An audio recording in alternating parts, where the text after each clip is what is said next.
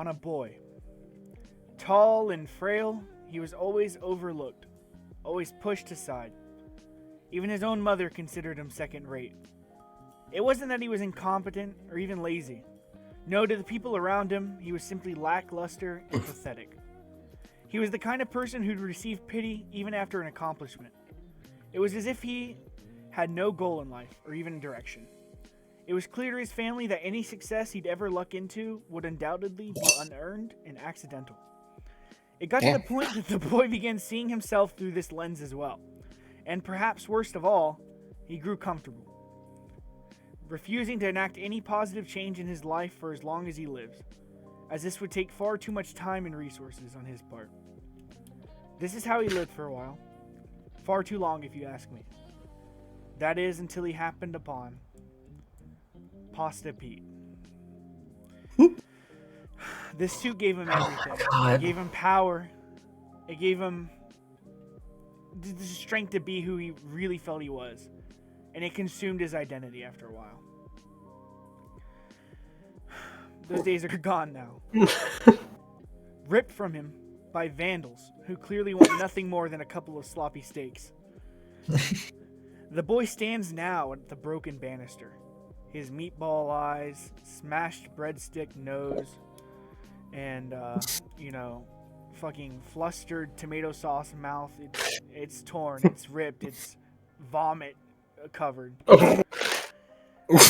In fact, a coating of vomit caked his bare chest and provided a heaping layer of sauce for the already drenched noodles. Now, Pasta Pete and the boy will become one, and the violence that will reign upon Arkney will be known as the Age of Al Dente. With that, Jason Dawes takes a step off the third-story banister and falls to his death. We now cut to Frank. What the? Good Where am luck, I? Frank. What am I? You hear a thud in the distance. Got a cigarette in your mouth, sparking it up as you walk outside of the dirty bubble. You just finished your meeting with WW, the cook, He told you to come by tomorrow night, middle of the night, to a location that he would text you, and you will be able to meet with the headless and, get in on that gang. He also told you that, bring your other two friends. They're more than welcome. They need more men. But, that's up to you.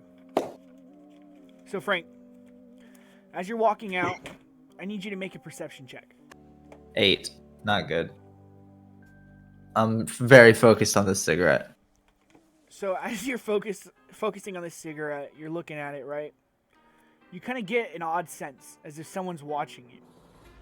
You kind of look around, you glaze the horizon, and right as you hear it, you catch the flash of a lens in the distance. And then suddenly, make a saving throw, because someone has fired a shot at you. Alright, Frank, come on. Get limber. 18. 18. Okay, as soon as you hear this gunshot, you drop to your ass and you flatten yourself out, and the bullet flies over your head. It lands, embeds itself into the dirty bubbles wall, and it's stuck there. You don't know where the shot came from exactly. You kind of have a vague idea based on the lens flash that you saw, but you kind of get the sense that it's in front of you, right? The only things around you is there's a beat down vehicle to your right. I can describe this vehicle to you. Yeah. It's a rundown. I'm smoking while laying prone. Yeah, you're smoking, like the cigarette's still laying, like it's in your mouth, and you kind of got your hands behind your head to, protect from the fall. This truck you see, it's a rundown tow truck. It has a sign in the window that says for sale. It kind of looks like smashed up a little bit. And then you also, off to your left, there's a few dumpsters in the alleyway that would also make good cover. And there's also the building you just came out of. So with that, what do you want to do? I push myself up, and I kind of look out in the distance, calmly, straight faced, where I think I saw the lens flash, the muzzle flash, and I'm just trying to see if I can see anything. Can I roll like a Yeah, I'll let you investigation? roll. Yeah. Jesus Ooh. Christ. I get shot in the eye. Yeah, you don't see anything, and your time's starting to run out. You know. Okay, I flick the cigarette and I get down behind, next to the tow truck. Is the driver's side door or passenger side door close to me? The driver's side, because it's off to your right. Okay. Okay. So I'm gonna jiggle the door. Is it locked? It is not locked. Okay, I'm gonna open it up and I'm gonna try to hotwire this car. Okay. So let me think. What would be a good trait for that? For like a roll. Sleight of hand. Sleight of hand is perfect. Okay, yeah. So roll sleight of hand for me. If it would count as a lockpick thing, then maybe you could add proficiency if you have that, Mike. I don't think I do. Okay. 19. Dang. Need it. Okay, you instantly, you get this thing revved up. It like you rip it up, you pull a few wires out, you chew on them, and you start. He puts the kitchen in the engine. Yeah. I assume you're laying down, right, in this vehicle so you don't get shot. Yeah, I'm like laying prone and doing all this. Okay, as Yeah. you're doing this, 2 more shots enter the windshield and embed themselves into the back seat of the chair that you're in. Meanwhile, you're ripping up wires. You mix the red and the blue together, and you tie them together, and you fucking you shove them back in immediately as the engine starts. It purrs to life. What's your next Nice. goal? All right. Next thing, swiftly pull myself into the truck. Close the door. I'm ducking down, and I'm just gonna start driving in that direction. Just straight. Right at the person who's shooting. Okay. I want to find this person. Okay, so are you gonna peek up at all, or are you just keeping your head down the whole time? I'm trying to like peek as much as I can, Okay. but like I'm not gonna get shot. So, Okay, so- Frank is not really being considerate of other drivers or anything like that right now. Okay, cool. You peel off into the street. A car comes by and you narrowly miss it. It like swerves off the road, but you're staying true on your course, right? And you hear another shot embed itself, and then another shot, and then you kind of come over this like grassy hill, like on the other side of the road, and like you're kind of in the midair for a second, and you can look over and you see the person who's shooting at you. It's This is slow motion, just yeah, like a slow motion and shot. we make eye contact. Yeah, and who it is the dark elf sniper that you met yesterday. Her name is Raylo, or you met her today on your way to the Dirty Bubble. Her name is Raylo Athanol. You had a conversation with her. She told you where to go to find the cook. So she's the one firing shots at you. Suddenly the truck slams onto the ground. The suspension creaks a lot, and you kind of like turn off to the side, and it kind of like sticks for a second. What do you do? Oh, so like I like kind of drift Yeah, like next to her. It slides to a complete stop for a second, and then she's like behind you now. Like the bed of the truck is like extending out towards her. I see what you mean. So I could like take cover behind the truck. Yeah. All right. Well, I'm gonna do that, and then I kind of slide out and get behind the truck. And I guess I'll take my pistol out and make sure it's loaded and everything, and then just get ready for a fight just in case. But Frank calls out from behind the truck. He says, "Hey, what the fuck? Can I help you?" Can she hear me? Is she too far away? She hears you. She's like, she just yells, "Hey, nothing personal, kid. Just business. You know how it is." And then you hear another shot, and the tire of the tow truck flattens. Alrighty. Well, I'm gonna try to just peek around the corner of the truck, and just pop her real fast. Then I guess. Okay. As you do that, well, roll for it real quick. Crit fail. Oh, really? I mean, I got +5, so it's a 6, but Oh, but still a crit fail. Damn. it's still a crit fail. Okay, as you poke your pistol out around this truck to fire a shot, it's instantly slammed into the side of the truck, and the pistol drops from your hands. She has closed this gap between you and used her sniper as kind of like a melee weapon and slammed the butt of it into your hand, disarming you completely.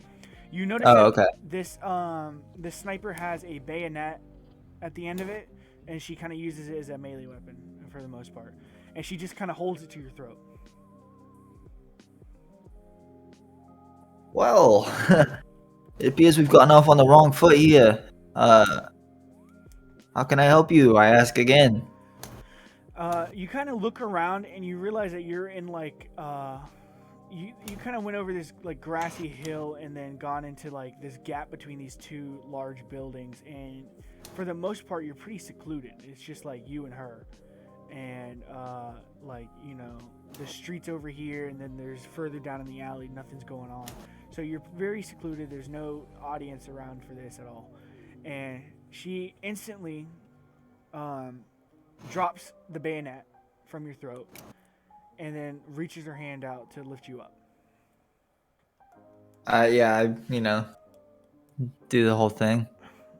Dust myself off. Yeah, she just turns away from you and says, "Boss wanted to talk to you." And then she heads off down the alley. She dips. I say, hey, who the fuck are you and who's your boss? As you say that, directly behind you, you hear a stir. You turn around, and kind of leaning up against the truck is a turtle wearing like a khaki trench coat and a little khaki fedora, and he's kind of got like a paper bag of booze in his hand, and he's just sitting there. The Uruguay? Yeah, it's Leonardo Uguay, the guy you saw in the bar. Okay. He kind of looks you over real quick, and he says, he calls out to the person who just left, and he says, "Hey, thanks, Raylo. I'll see you tomorrow. Thank you." And he kind of he splashes some of his liquor onto the ground by your feet, and then takes a good swig, and he says, "Not sure Mancuso would enjoy his fresh meat talking to the headless, you know." Hey, excuse me, sir, respectfully. My business with the headless is my business. And, you should respect the hierarchy. The hierarchy, huh? Where do you stand on the hierarchy? Well, personally, that's for me to know, isn't it? Well, I know. I'm Canizaro's top general, Leonardo Uguay. And, Canizaro's right under Mickey, Never mind. so what's going on? Well, sir, I have business in the Dirty Bubble, just as you did, I presume. I saw you in there. Were you not just in that same fucking restaurant? That's my Bar. go-to spot, man. They got fart water like nobody's ever seen it, and they got fucking... Okay, so for all you know, I was in there enjoying the fart water with a mutual acquaintance of mine. Yeah, man. Listen, legitimately, I'm just fucking busting your balls here. It doesn't matter to me, man. I just wanted to, pull you off to the side, have a one-on-one. Didn't want that guy getting suspicious and thinking, we had something, so I had to make it, look like an attack. Huh. Okay. I would say I was worried, but I don't really worry. All right. And then, you want a cigarette? Yeah, I'll take fucking a cigarette. And he kind of I hand you one. holds his fucking three-fingered fucking claw out, and it's really nasty. And he takes one. I say, listen, Mr. Gouet. It's Gouet, right? Leonardo Gouet. Uguay. It's Uguay. Uguay. Oh, Yeah. my apologies. Listen, Mr. Uguay, do you think that you could grant me an audience with your friend the genie one day? Could you put my people in touch with his people? Hey, I mean, yeah, I can totally do that, because I actually need a favor from you. It's the whole reason I wanted to talk to you. Oh, fuck. Everybody wants favors from Frank. Well, hey, look. What can I do for you? Frank the man, Frankie Frank, right? You're gonna go... I heard you're gonna have this little conversation. I overheard it. I heard you might be, getting in with the headless. And I need, I don't care. I don't care if you're friends with them. I don't care if you want to be a headless. I don't care if you're using them. I don't give a shit about any of it. All I care about is I need you to pin somebody. I need to know if certain somebody's in that room. You got a picture?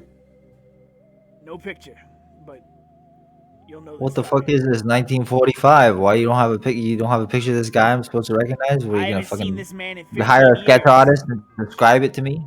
I'm gonna describe it to you. You think I'm just gonna No. fucking say a name? Listen, man, it's a fucking Leonin. You know what a Leonin is?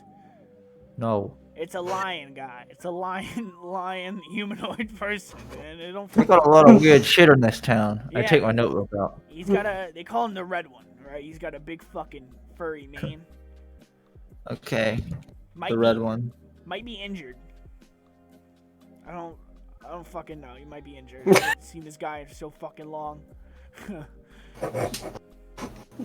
Just in case he is, look out for it. Yeah, He may or may not be. Okay, so what's this guy's real name? Just in case. His real name is Aston Arbery.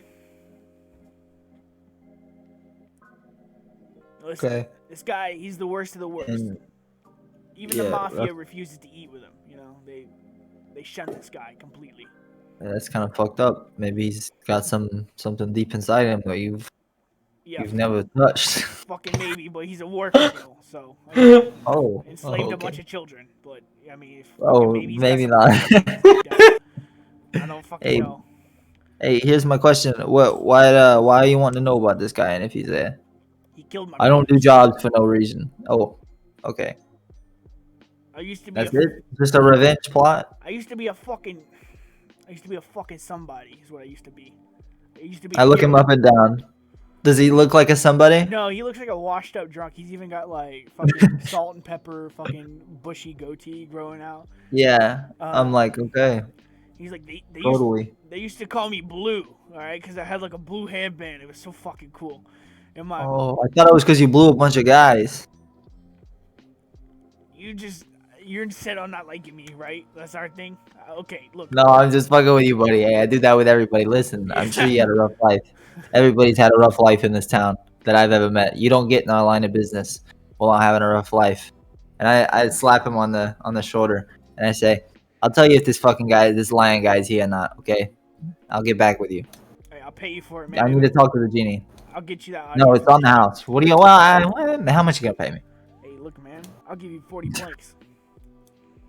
How much do I have, Trev? Total? Oof, let me check. It's been a while. You've got 6. I don't know where all your money went. I gave them all the money, I think, before I left. Oh, yeah. Just in yeah. case. You did do that. Alright, yeah, I'll let you know. You got my number? Or you need my number? Let me get your number. Okay. And we exchange, I give him my phone. Alright. And listen, man. I don't know what you got going on with the headless, but for real, be careful. Dangerous folk out there. Okay, well, listen, Mr. Uguay. I have one condition for accepting this contract of employment with you. What's up? You don't tell a fucking soul I was in that dirty bubble talking to Mr. William Wallace in the headless. Okay? This is your and my little secret, okay? I'll do this job for you. I'll let you know what I see. I'll give you this information out of respect for your personal vendetta against this guy for what happened with your brother, something I can personally relate to.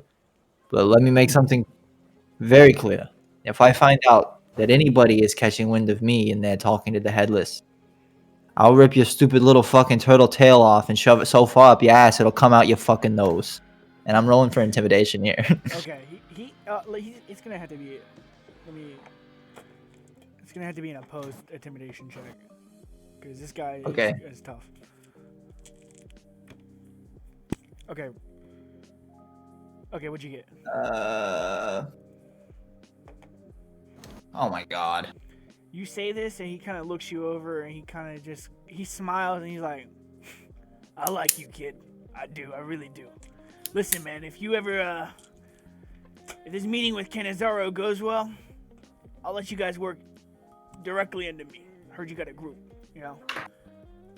Mickey's the old wave. Maybe think about the new guard a little bit." And with that, he kind of like starts slinking away into the darkness of the alley. You say anything as he's walking away from you? You're welcome for the cigarette, bitch. And I go to call Benny and fucking Caesar. You go to call Benny and Caesar, and their phones keep ringing. And keep ringing and keep ringing. No response. What the fuck? You're halfway across town. You're not hearing shit from these guys. Suddenly, we cut back to That's weird. Can my ringtone be like the old Nokia where it's like diddly dee diddly dee dee dee because it's like the old flip phone. Yeah. That's what's playing in the fight. As Cool. We cut back to Benny and Caesar, and immediately Benny's mouth is open, and you hear this ringtone playing through his lips. Benny's got a fucking shotgun in his hand that he just picked up off the table.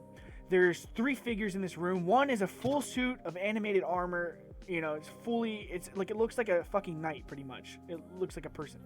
The next is just a torso piece with arms, and it's disembodied and kind of like walking on his arms like a gorilla almost. And the other is just a pair of disembodied legs. It has no top at all. And it's these 3 separate figures. Now, as soon as this fight started, Alex got the drop on these guys by sneaking over, grabbing this shotgun, and letting a blast off into the torso piece, dealing a substantial amount of damage. But it is just you two for this fight. So, let's run it. Instantly, this suit of armor, he's kind of in the middle here. The legs are to his right, and Benny's to his left. For more context, the only other 2 people in this room was Jerry, the guy behind the counter, and there is also a little girl, Jerry's daughter. But as soon as you guys enter, she kind of knows the drill. She ran backstage or back stairs, like behind in the back part of the house. So instantly, man, this suit fucking he perks up. So he's going to stab you with the sword, right? And he's swinging right at your collarbone, Caesar.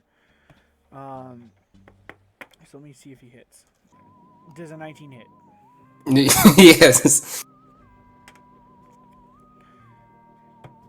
Okay, he takes this and he kind of like plunges it towards you, right? And he shears through your neck and slices a part of your collarbone, kind of sawing through the bone a bit. And he deals a whopping 8 points of damage. He would. Yeah. As he does this,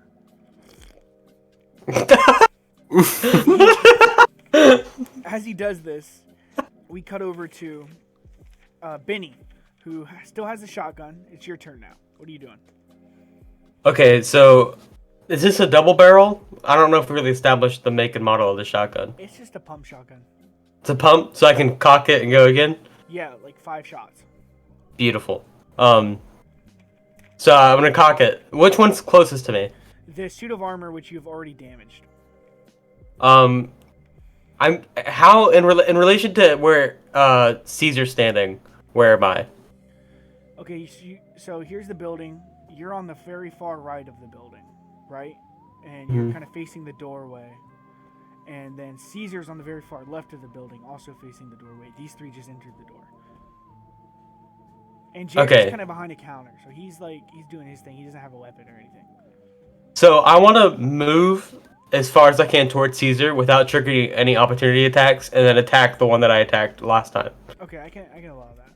So that's where I want to be. They weren't in your way, and they weren't close enough to do that. So you're Okay, so I'm gonna move towards them and then blast this guy again.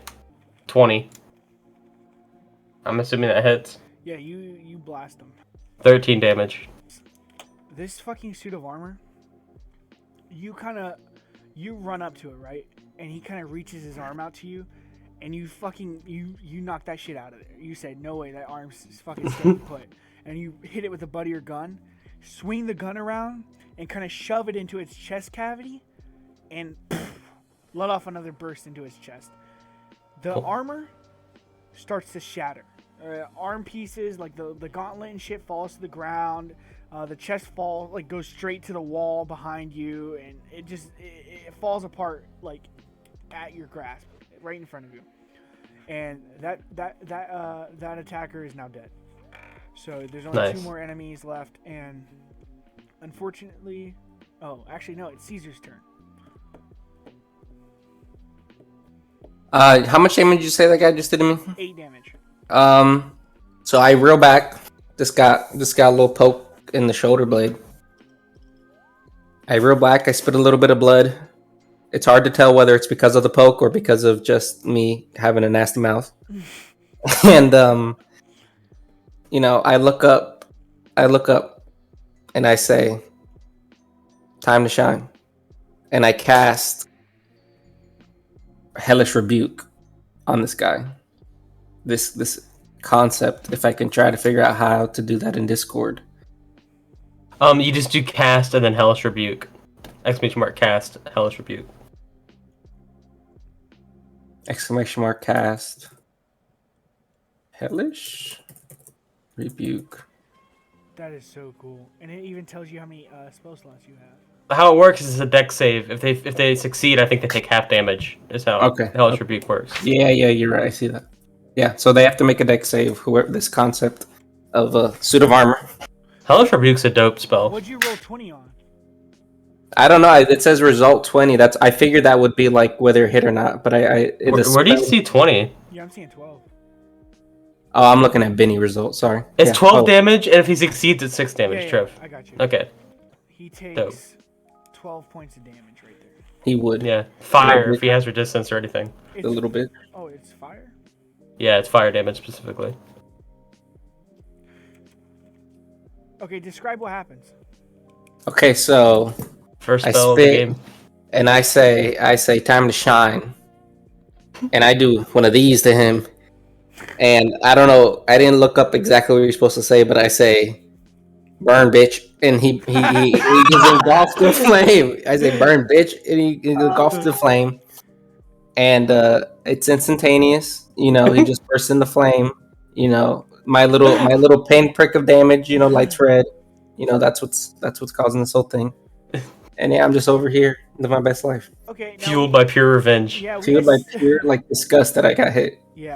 We established that your arcane focus had to be food that you begged off of another person. Yeah. Are you like gripping like a fucking Twinkie? I'm using the mints. The mints I have from last session. Okay. So you're just fucking like, where are they? Like, where? Yeah, my arcane focus is anything that I use some degree of social manipulation to get to my favor, and I constantly asking for mints because I know they give them out for free and they wouldn't tell me no. You know, it fits into that category. So where are you? So holding beautiful. these? Are they like fucking wedged between your toes? They're fucking everywhere. They're like in between my ass cheeks. I can't. Beneath the trench coat, it's a black box. We don't know. It's in constant states of quantum positioning. It both exists and does not. As you cast Hellish Rebuke on this suit of armor and kind of like start to incinerate him, and you even see like pieces of the armor start to melt a little bit, but not to the point that he seems seriously, life-threateningly damaged. But as you do this, some of the mints on your body kind of start to turn to ash and like wither away. Like there's one that you had like licked and like stuck to your nipple. That Did that one? You got one behind your ear, and then like I was one of the first one to go Yeah, because my lactation. two in your nose. You kind of blow it out, and like they ash out everywhere. So that's what happens there. And now the legs actually like jump up, seeing this attack, and they're lunging directly at you now. He jumps up into the air, and he kind of does one of these, and he's gonna bring his foot to kick you, and he completely whiffs it. He rolls a critical failure. He slams his foot into the ground and breaks it at the knee joint. Oh. And you have an attack of opportunity. Oh, okay. This is the legs? Yes. Okay, so I won't use that. Okay, I'm just gonna. So legs, he is in front of me, tried to kick me. You said he broke, like his knee went the other way? Yeah, it cracked a piece of the armor. He's still able to walk and stuff, but he was damaged by it. Okay, so I take my hammer and I go. I wipe a little bit of the hammer and I go for the weak knee and I try to bend it in the wrong way more. Okay, roll for it. I will roll for it.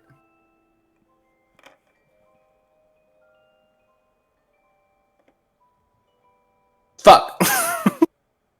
Ooh, okay. Yeah, and there's no saving that with strength or nothing. No, you completely miss it. Your hammer kind of like digs into the ground. It's okay because I hit his shin, hit the most powerful part of him. Yeah, and just that's all that matters. And now made it's him mad. actually the suit's turn. The suit sees that you just went for his friend again. And well, actually, the suit is more concerned now with Alex because he just saw what Alex did to his boy that's now dead. So the suit kind of he turns towards Alex, and he's got this sword in his hand, and he goes to swing it upward, at Benny, and he's trying to like chop your arm. Okay.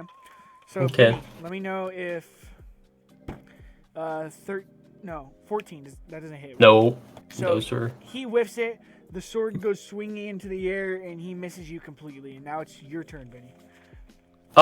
Just to confirm, I have 4 bullets left now, right? In the shotgun? No. Okay, I'm 3, keeping... because there's 5 in total, and you. Oh, I used... Okay, so 5 total, and I'd used 2 already. Okay. I'm keeping track, is the reason why. Okay. So, as he... does he miss his swing, or does it hit me and clang off of me? I like to think it hits you and clings off of you. Like, it hits you, and you kind of like throw your elbow up, and like it goes completely over your head. And I want to cock the shotgun and say, I'm more metal than you'll ever be. I want to blast him. Oh shit. Okay. Roll for it. Okay.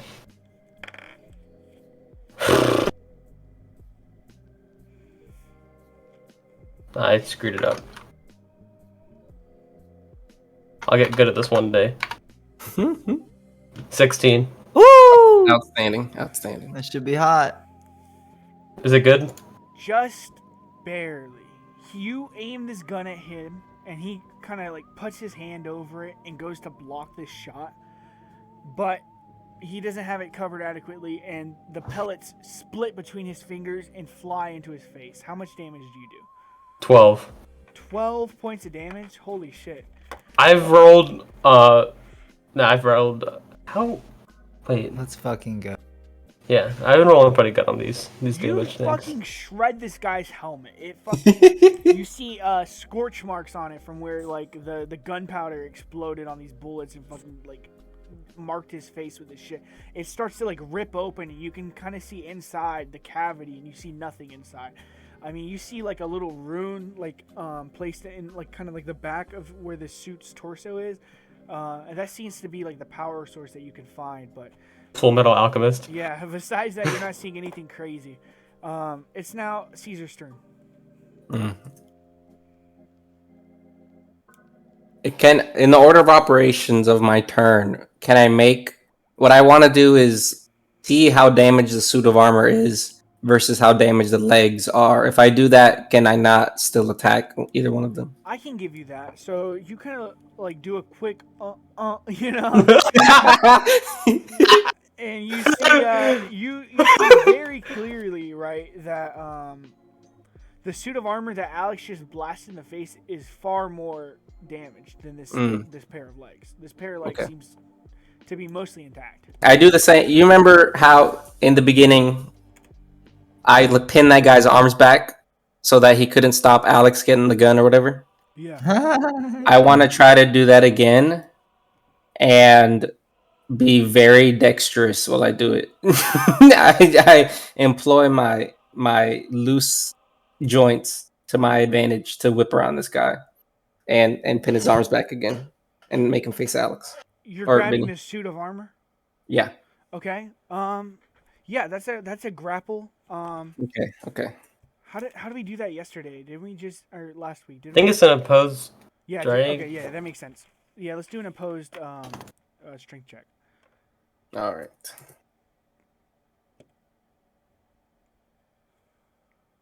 Fuck yes. Banger. Absolute banger. Eduardo. What's your Yes, strength? Your sir. strength is 1? Yes. He rolled a He's- 19-2, but his strength is 3. Fucking asshole. Piece of shit. So you go and you start bending his arms back, and he kind of just like swings into you and pushes you off to the side, and you He would. don't get a grip on him at all. He seems almost like greasy a little bit. General Grievous bitch. Like his whole torso spins on its waist and then like slaps you off of him and then like does a full 360 back to Alex. And No bones there. no bones day at all, dude. And the fucking legs are now running at you. They would.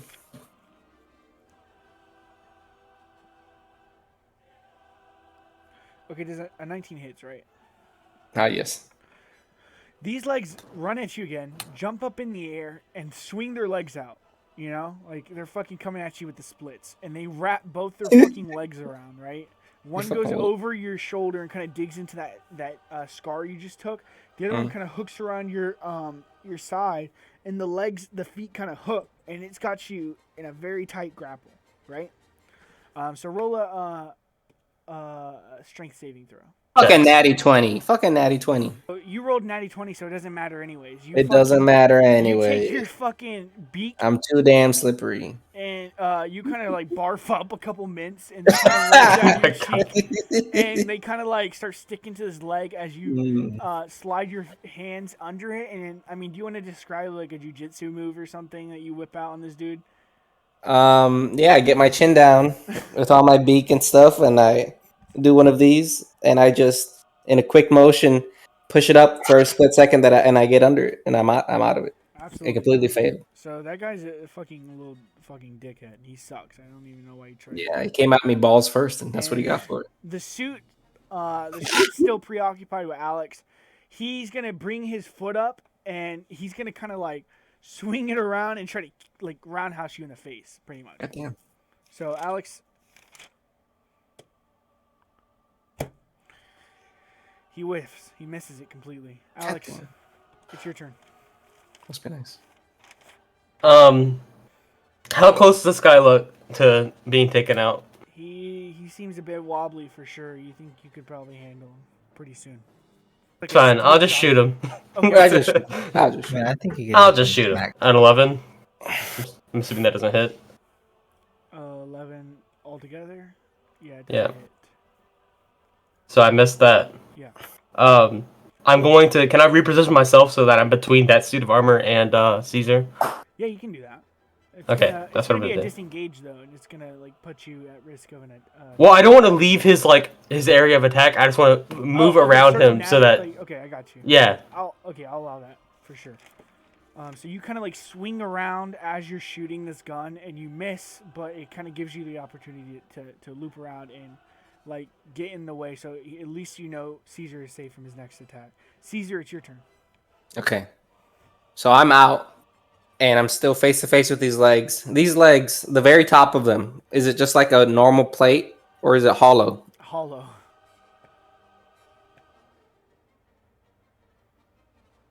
I jump in to the pants. Yeah, I take a moment, and I try to jump into the. I'm trying to wear the pants. Okay, that's gonna be an opposed strength check again. Okay. Come on, natty 20. It's gonna be a D&D bones day check. D&D gods be with me. Fucking. Oh. You know, Snaps it's your leg. still a good story. It's still a good story. You kind of back into like this like shelf behind you and start kind of like climbing up of it, like backwards, like fucking it's WrestleMania or something. And you kind of kick off the back wall and do one of these, like you know, like the Ferris Bueller's jump, and then you go it's to not land in coordinated. it, but you're like 2 feet behind it still. So yeah, you completely miss it, and now it leaves you wide open for an attack. And so It would. the legs, you know, feeling that it just almost got violated, it swings around quickly and goes to round. No, it goes to jump on you again and try to grab you. So Okay. Let's see. 18, it grabs you.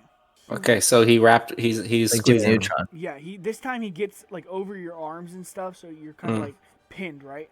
And he's got you really tightly. Okay, I'm just emotionally drained from not pulling off wearing the pants. Yeah, it was really embarrassing. Dude. My heart's not in it. Yeah. Jerry saw the whole thing, and that's probably the whole thing.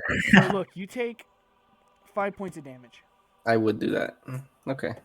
The suit kind of like he kind of crouches really low, right? Readies his sword, and instantly goes to spear through you, right? And it looks like he's going for like your stomach cavity or whatever. You know, it looks like you got a little door there, and it looks like he's trying to like wedge his sword into that door. I guess. I'm sorry, 18. That hits, right? Me? Yes, sir. Yes, it does. 18 hits. So he does 7 damage. Did 7 damage? Yeah. Okay, he so wedges this thing into your gut and kind of like pries open the door a little bit, and some pasta noodle starts falling out a little bit. I love that. 5 damage, you said? Yeah. Okay, cool. I can keep track of it on the Discord bot. So I have 27 HP left. Yeah, Edward, if you want to do that too, it's really easy to do. You just do it. Exclamation mark game HP and then the amount of HP you want to take away, so -5 or whatever. Okay, Benny, it's your turn. All right. I cock the shotgun one more time and hear the empty clink as the chain or like the repository of bullets is empty now, and I hold it up to the sky out of desperation from the first time being hit in this fight. I'm gonna try to really get him good this time. And I rolled an 18. Alex, you take this gun. Oh and god. You take it and you shove it down like the little face gap that you placed, and like into his stomach. And he's struggling. He's trying to like rip it out of you, like rip it out of him. Like he's pulling back like this, and you're just shoving it down. And as he's kind of like reaching for the gun and trying to get it out, you're throwing gut punches and just fucking slamming into his gut. So he's completely disabled. He cannot get this out of him, and you fucking pull the trigger. How much damage do you do? I do 8 damage. I rolled really bad. Right at the stomach.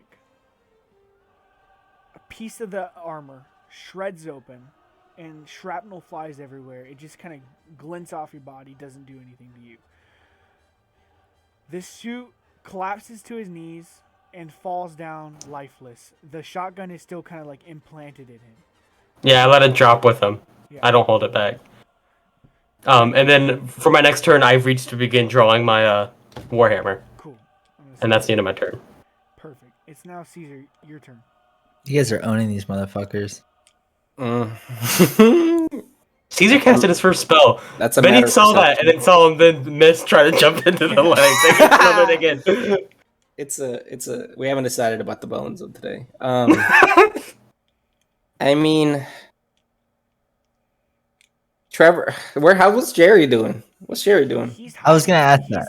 He's a civilian. He has no fighting experience. This is not the Jerry of old. No one's Okay. asked him to join. How far am I from him? You actually can't move. You're completely disabled. Actually, I need you to make your DC to see if you get. I was about to say Actually, I'm you're gonna dead. run over to him. Roll I for have DC 2 fail. health. I have 2 health. I can run. You have 2 health. Yeah, I have 2 health. Make your DC I to see if didn't you know can get that. out of this. You're immobilized. This is part of this move. Caesar could be festering. Soon. I'm just absolutely festering. How do I do? Is that You don't just have any other spells? Just roll a D20 plus. none that would be good here, huh? D20 Okay. plus strength. Okay. Or you can do dexterity if you're trying to wiggle out. It's up to you. Whichever. I wiggle. I got more wiggle than I got. More wiggle than push, I know about that. That's so much. It's very characterized. Yeah, we've all been there. More wiggle. Damn. An interesting roll you have there. What do you get? He didn't put the command. Okay, there we Yeah. go. 16. Immediately, this thing goes to tighten its grip and fucking choke you out, and there's this sense that if this thing lets off this choke, you will fucking die here. Okay. And I don't know if it's desperation or just, like a crack high from all the sugar you've been eating. But you start ripping. When he squeezed me, all the mints turned into a powder, and they went right in my nose. Yeah, you start. It's in your nose. You're fucking high as shit right now off sugar, and you start just clawing at the fucking feet, and you kind of even you find like a leather strap and you like rip it off, and like the foot kind of like starts dangling, and you manage to free yourself from its grasp, and I assume you push yourself away, kind of get off. Like you're on the floor now. I'm gonna say, you're just kind of you're facing him. Right, you're not completely prone, but you're like, like you were like crouched because like you just. Sure. Fell. Okay. I'm gonna let you have an attack. Okay, I run the fuck away. I run to Jerry. Okay, you And disengage. instead of in that gracefulness of an extra attack, I use it. I'm making a deception. Damn. I make a persuasion attempt. With who? To Jerry. To Jerry. Okay. So I'm running. I'm badly beat, and I'm behind him. You know, I'm so fast that he's kind of freaked out. So he's not fast enough to keep up with me. So I'm behind him, and I'm kind of pushing him to the battlefield. And I whisper in his ear, all cracked out. I say that those fucking legs told me they're gonna. Those fucking legs told me they're gonna kill your daughter if you don't do nothing because you're a pussy. Roll with advantage. Awesome. Jesus Christ. We're gonna crit fail this roll. I would too. Oh my god, never mind. Jerry starts shaking in what can only be described as the most violent rage any of you have ever seen. Yes, sir. No one threatens a man's daughter like that. Jerry kind of reaches onto his table in front of him, and he grabs a little pistol, and he instantly bounces over the counter, right? Kind of lands on the ground, takes a knee, aims his gun, and he lets off a shot. He does. Put a Black Widow. He does that landing with the legs spread out. Yeah. He does But a 7 gun. points of damage. He lets 3 shots off and manages to get 7 points of damage. And just completely, he turns his fucking suit of armor into Swiss cheese. And, Outstanding. pokes a whole bunch of holes in it. Unfortunately for you guys, it's still standing, wobbling there, and it looks like it's about to charge. Benny, your turn. Oh, okay. So I want to run up on these legs who are Swiss cheese, and I want to try to just hit them so hard. I was gonna hit them real hard. Okay. That is the goal.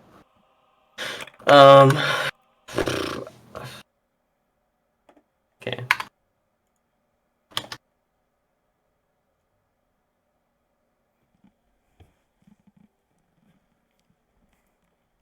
Okay, this is double-handed, by the way. I got a 19. I'm assuming that hits.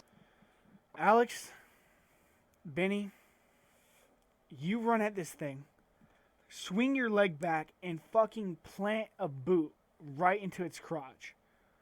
You then follow this up, because this thing kind of flies in the air a little bit, right? You follow this up by grabbing its one ankle, right, in your hand, slamming your foot down on the top of his other foot, and fucking ripping it in half, tearing leg for leg, and throwing the leg in your hand across the room. These suits are absolutely finished, and you've killed them all. Anger. All right. There's kind of a calm. Jerry starts. Sorry, fellas. I really don't know what came over me back there. And he's breathing real heavily. He's like, I think that's something I needed to hear, though, for me to be ready to stand up to these guys who have been bullying me for so long. And he goes over to Caesar and he gives you a hug. I tap him on the nuts. I say, "You nut it up, but you also shut it up. So get off me." He's like, words to live by right there. And he kind of takes a step back.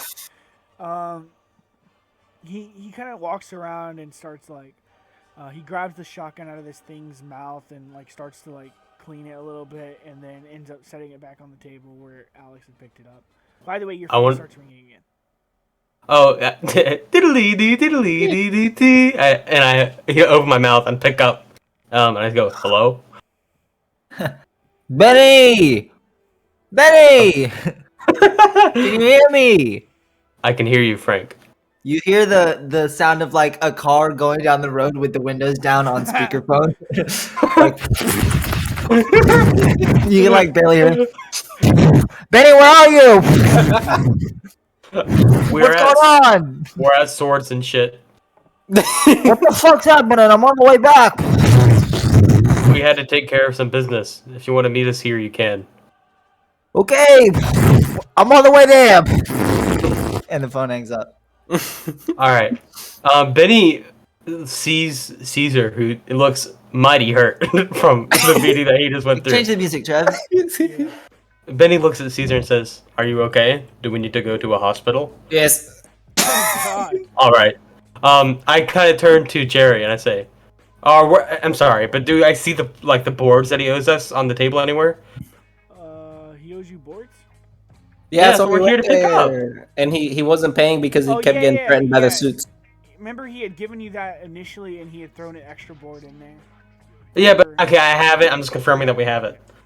Okay, so I turn to Jerry and I say, thank you for the payment. If you have any more trouble, let us know. And then I kind of turn to leave with. Let him Caesar. know. Don't let me know. What pimps? Jerry's dragging these suits of armor to the back of his. It's clear he's gonna melt them down or something and use them. But as he's doing that, he's like, "Thank you, boys, and you know this toy maker. You know he's still gonna be giving me a lot of trouble, and I still can't sell product until he's dealt with. So I mean, pass this on to the higher ups and you know the organization. I've been making my tribute. Please, like, whatever we can do to get rid of this guy, you know." And then Then he as nods he's his head. doing this, he kind of leans over and picks up the sword that the suit was holding, and he kind of like he looks it over back and forth, and he hands it to you, and he's like, "What do you think about this, Benny?" And he shows you the sword. I examine it. I look at the damage that the sword does. It does only 1d6 plus like 2. I drop it on the ground. You drop Wait, it wait, on what the does it do? What does it do? like No, I'm just kidding. 1d6 plus Oh, never 2 mind. slashing. But before you drop it, you notice along the side it says property of Arkney Police Department. Interesting. Actually, I take the sword. I'm shuffling, and Benny doesn't see, but I pick it up. Okay. As this is happening, Frank enters. He's You hear tires screech outside. And the shop door flies open, the bell rings, Frank comes in with his pistol out. What's going on? What does he see, Trevor, inside this building? You see Jerry dragging yeah. a suited corpse into the back, and you also see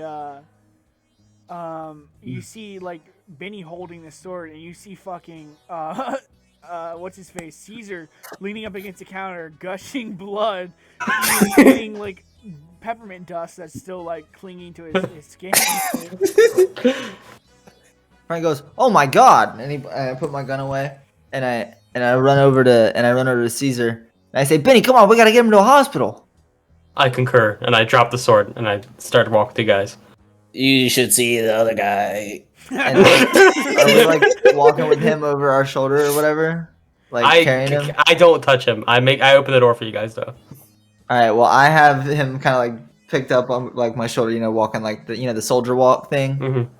And you Yeah. walk out and you see this just bullet-ridden, rusty-ass, broken window tow truck with only one front row of seats, like no Shot back out. seat. Yeah. Yeah, it's just like a front bench that can like barely fit the three of us, but it's like that's all there is, and it's got a for sale sign on the side of it.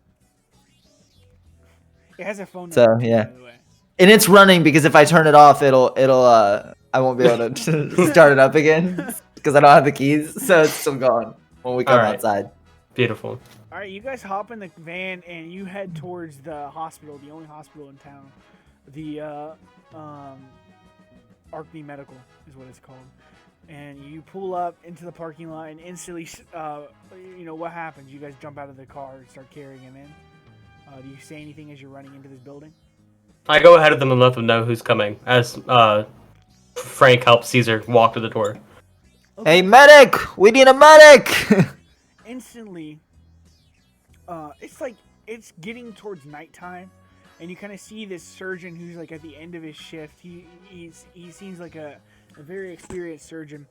He kind of steps in and he fixes his scrubs up a little bit. He's putting gloves on and a face mask, and he's a dark elf, by the way. He's very long, slender. He seems very muscular as well. He kind of approaches and he's like, "Holy shit. Are you okay? What's going on?" what happened to you? Are you I guess you don't want to fucking talk. And he's like, get the fucking bed. Get the bed. And they instantly wheel out the bed. What kind of hospital starts with the question? I just look, man. I need to know. I didn't say that to you. I said that to myself. They pull the bed out and they instantly like load you up, and you notice a lot of the staff are kind of hesitant to touch you and to operate on you.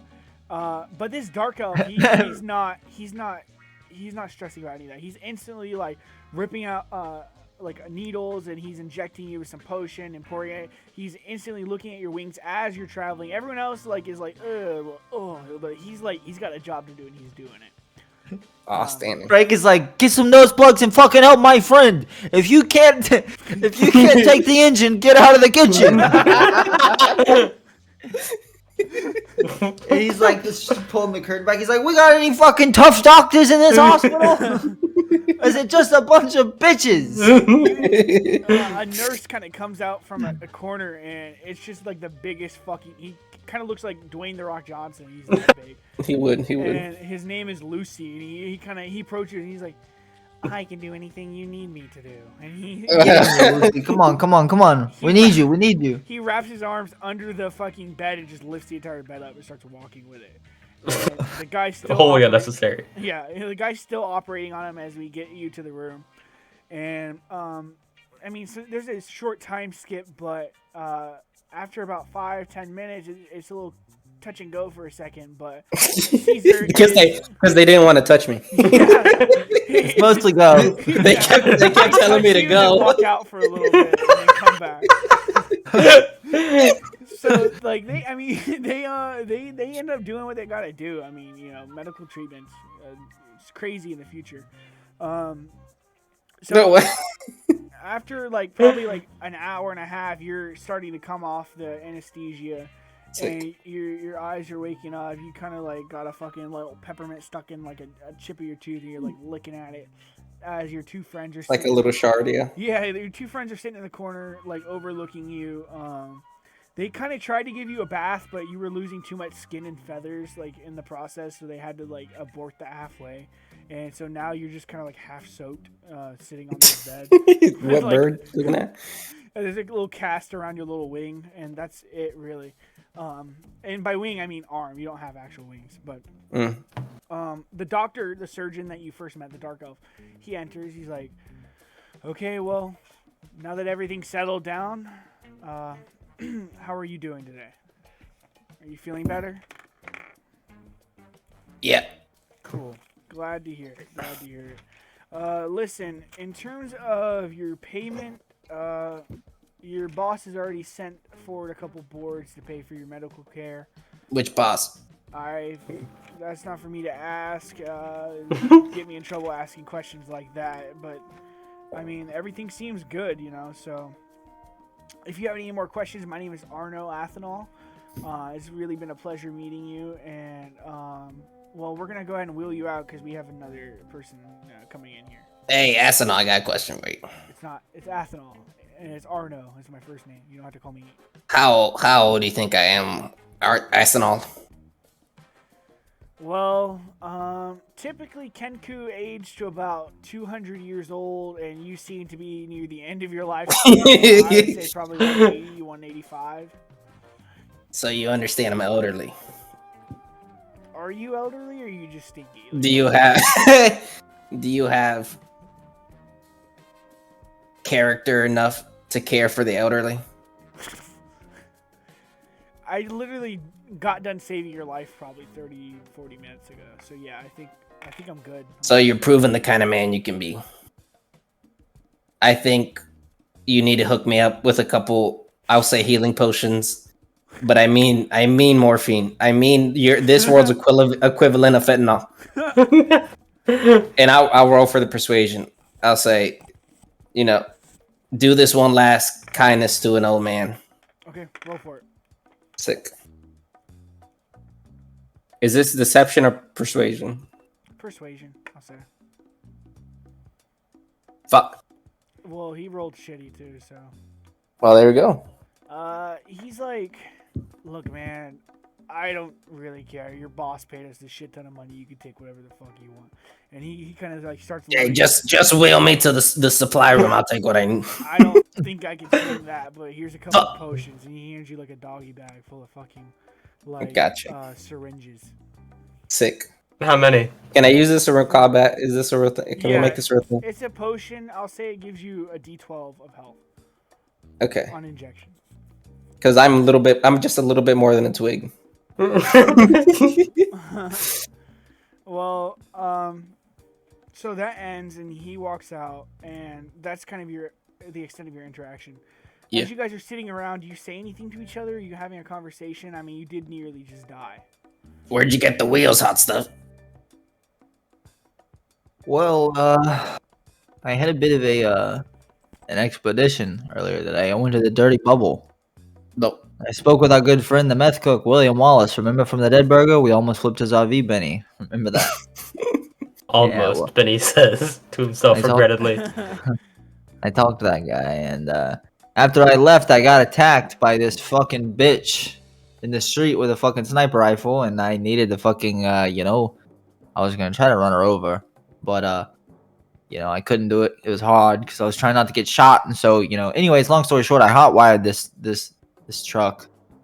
It's probably out of gas by now, so we might need to call the cabbie. What about you guys? So you guys got attacked by a pseudo armor? I was told Jerry was a nice guy that was gonna go smooth. I thought it'd be just fucking smooth if I left you guys. It was fucking tough. You see now that Benny actually has a small oil leak, and where he's been sitting while we've been waiting has like formed a little pool of oil below him. He says, there's I'm sorry, Trevor, I forgot. What is the name of the guy who made the suits of armor? The toy maker? The toy maker. Okay, I just want to make sure I got that right. Apparently there is a character named the toy maker who was extorting Jerry. And he sent these suits of armor who seem to be magically possessed. But me and Caesar dispatched them. Frank says, well, here's the deal about that toy makers. I'm pretty sure he works with the Headless. And so on the topic of the Headless, I guess I have a bit of a business proposition for you guys. And Frank is still pretty beat up from the fight with Pasta Pete earlier in the day. So like he doesn't look great either. So all of them look pretty ragtag, I'm assuming. And Frank lights up a cigarette and he's like, Benny, you got a light. Of course, I flick my thumb open and light it. Caesar, all one. Yeah, you know it. Flips one over. And he's buffing and he says, I was speaking with the Headless and I scored myself a meeting with a gentleman. Half-head Harry. The top of the chain. Hey, listen, bud. I'm old-fashioned. I'm more don't ask, don't tell sort of guy. Don't know why you gotta tell me about this meeting with this young man you got playing. I haven't gotten there. I'm sorry. I talk slow. It's a problem of mine. So I'll speed it up for you. Basically, long story short, they said, "Hey, tell your friends. Bring your friends." Okay. But I wanted to see what you guys thought about letting me push this angle solo. It gives you guys credible deniability. We can keep working together as a team. I can tell them I'm working you two from the inside while you guys, because you guys just busted the toy maker up big time. They're not going to be a fan of that. And I can tell them, look, I'm fucking with these boys from the inside. You don't gotta, send people after them and shit. You know what I'm saying? I can be that guy. I can keep them off of you. All the while I'm getting closer with them, getting closer with the Mancusos. We are reaping the benefits. You see, we're playing 3D chess. You know what I'm saying? What do you think? Or we all go together. I'm a Democrat. Then he looks at Caesar to see Little what he D says Democrat. first. Little D? Yeah, not big D. No big D's.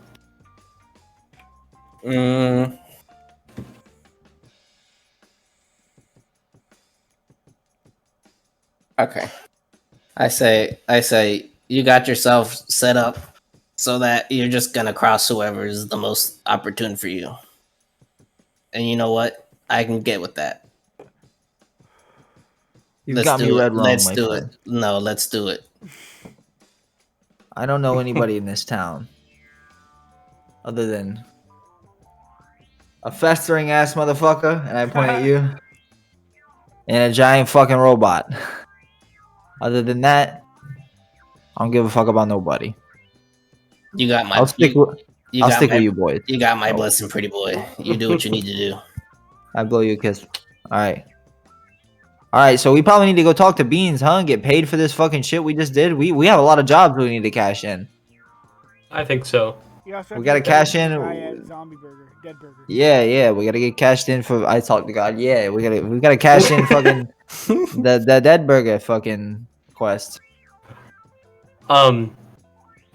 Benny asks, "Are you two hungry? I mean, I don't think you got to eat at when we were attacked by Pasta Pete, so you could also get food at Dead Burger if you want." Yeah, I could eat. I could eat. Good looking out, robot. I'm trying to be more aware about what humans desire. Listen, like I said with the other guy, it's don't ask, don't tell. I don't need to hear about how you're pleasuring humans. Just old fashioned. With that, I'm gonna go ahead and we're gonna do a little flash forward. I'm gonna say, you guys go down to the truck. The truck is obviously out of gas. Got repo. Michael, you're kind of like looting through it real quick as you're waiting for the cab to come, and you actually do find keys to this thing in the mirror. You know what I'm saying? You find like Yeah. keys that fit perfectly. You could have used the whole time. I mean, do you want to keep this car, or what are you gonna do? You're gonna like? It's kind of a junker. I think we can get a better car. I'm just gonna leave it. Okay. I'm assuming you just kind of like put the keys in the seat and walk away. Yeah, because I didn't want to steal it, because you know it's somebody's. Okay. Just borrowing it. Cabbie pulls up. Hey, what's going on here? Get in the car, man. We're friends now. We've been fucking. You're my only customers at this point. I'm fucking driving. By the way, it's becoming night at this point. It's probably about 8 o'clock, 8:30 or something. It's getting dark out. You also while you're getting in this car, Frank, your phone starts to ring. It's Beans. It's funny that you said that, because right when you said that, my phone started ringing in real life. Hey, Beans, what's going on? Hey, Frankie, what's going on? Just figured I'd check in. Listen, the boss, he just got here, and he's really looking forward to meeting you three. What's the horse face? Is his name right? Yeah, Horseface, and Mickey Mancuso's little baby darling son, his firstborn. Okay, well, tell him we're thrilled. We'll be there soon. We're with the cab right now. Alright, don't talk about his face. It's like the one thing you don't do around here. I understand. I've already been briefed on the fucking face. Oh, he's fucking ugly. Dude, with that she hangs up.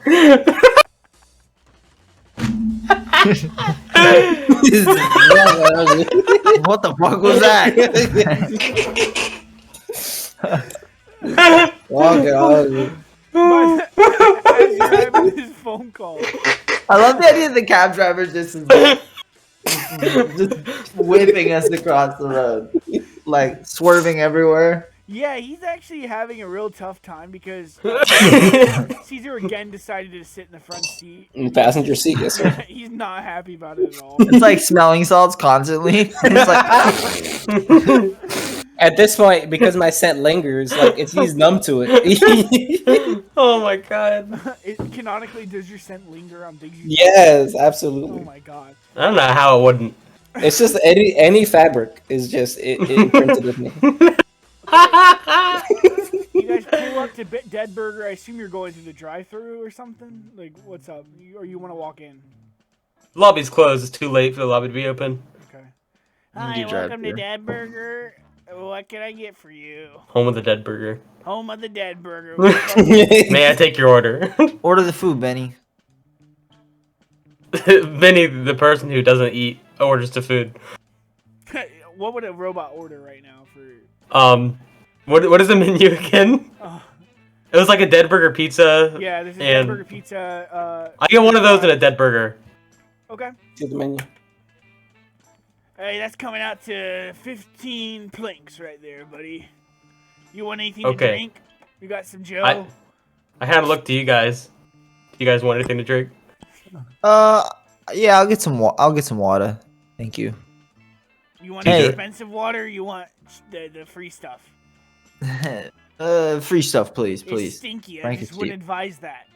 Okay, I'll do the expensive water. Fuck, that's fine. Okay, it's $10. I pop my head in through the. We're in the cab, so I'm reaching across this guy's lap. Hey, said- I hate to do it. I need to take a 15-minute intermission. You guys can Send it. finish this scene out without Frank, and then can I come right back? Yeah. I have to I had someone that called me. I need to call back really fast. Okay. Send it I'm political. sorry. I'll be. Anyway, I lean across this cabbie, and I'm talking to the TV box thing. I say, y'all got fryers in there, right? Like, Deep fryer. yeah. I don't know your setup. I've never been back there. Okay, yeah, we got some deep fryers for sure. I know. Listen, I'm sure you do your job very well. Sir, you sound so familiar. How we met each other? Hey, who's talking here? This is. Who's this, man? This is. All I'm saying is, I know you do your job very well, but you must miss some fries, some chicken nuggets. When you dump them in the grease, I know you lose some of them. I need you to scoop up those really crispy bits that you've lost. Just throughout the day, you know, 1 or 2 fries get stuck in the oil. You're not going to go back and pick up 1 fry out of a stick in oil. I need you to get all that detritus and put it in a little bowl. Put some your special seasoning on there. Toss it around. Now I'll give you 3 whole boards. You should be paying me. It's your garbage. I'm taking your garbage. You're gonna But I'll give you 3 whole boards for it. The crispy bits. Oh, plates. I'll give you 3 whole Okay. plates for it. 3. He hangs up instantly. you hear like static, and then but through another person's mic, as if someone else has their mic on, you kind of hear him frantically saying like, "He's asking for the bits. What the fuck are we supposed to do? We have sold bits in weeks. They're so fucking hard." They stop letting us sell the bits. After the bit incident of '99, no more After the bits have been sold. lawsuits, they don't let us sell the bits. He cuts back on. Sir, I don't think we can do this for you. I don't think we can accommodate you on this. What do you Hey, say? listen, I was here when this damn restaurant was open, and you gave me bits every day. How are you gonna tell me you can't give me bits? I know they're there. I know they're in there. Pull up fast. Pull really fast. And don't fucking tell nobody about this shit. I swear to God. You fucking tell anybody about the bits. I swear to God. And he cuts off. I tell the cab, you didn't hear any of that. The guy's like, I don't fucking care about nothing, really. And you guys drive forward. You pull up to the window, and Benny, he sees your face first, and it's Randy Owens, the teen who offered you the job earlier. Hey, Benny, how are you, man? Oh, how are you? Fantastic, man. It's so good to see your face, man. I feel like I could really empathize with you. Then he, of course, with an expressionless face, stares back at him. What do you say? Anything? I'm kind of waiting for the transaction proceed. I say, I put the car in park. it's it's got gotta- into it. Yeah, because its foot's already on the brake, so I just shifted apart. Your beak kind of grazes his face, and you whisper in his ear. You're like, just want to save a little gas. You know? Okay, I look at this kid. I say, so, where's our payment? You did it. That was you who fucked up. You guys are my fucking heroes. I heard you fucking made that fucking Pasta Pete bitch cry.